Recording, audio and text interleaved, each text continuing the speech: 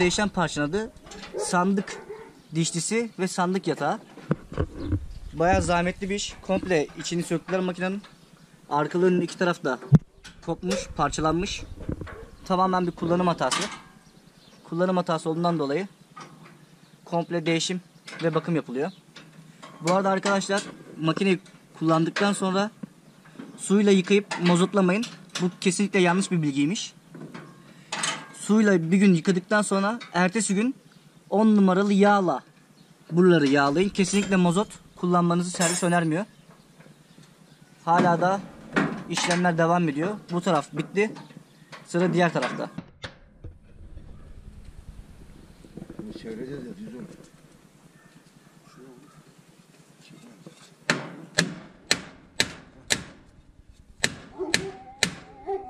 Bir daha çek.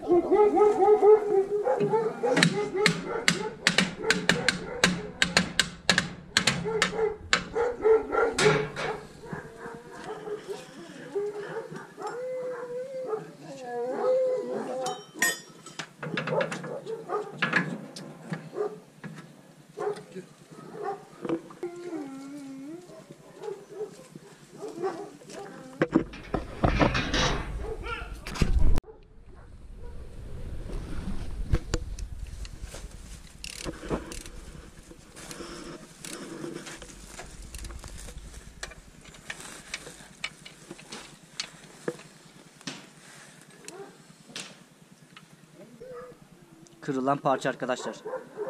Mibzer tarlada zorluyor. Zorlayınca operatör devam ediyor. Devam edince de buralardan güzelce kırdırıyor. Kırdırdığı için de hem işçilik hem maliyet, her şey 2-3 katına çıkıyor şimdi. Vardı da düşmüş. Hiç yağlamadan mı? Bunlar hiç Normalde yağlamadan. yağlıyordum ben de o mekki. Resoklar yok. Var mı Ramazan bu?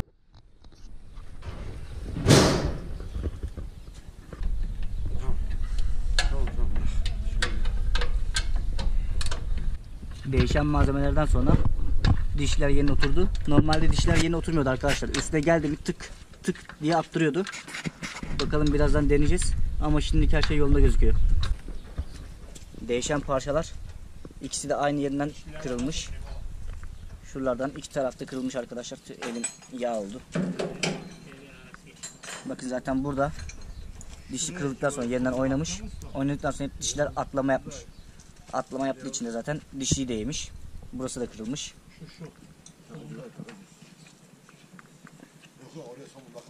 Değişecek, komple değişiyor. Şimdi buralar hazırlandı. Zincirleri takıldı. Bol bol yağlanacak arkadaşlar. 10 numara yağ.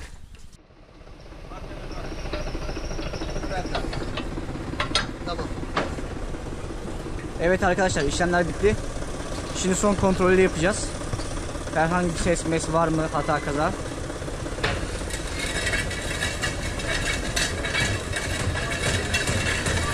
Burçlar aşağı indi.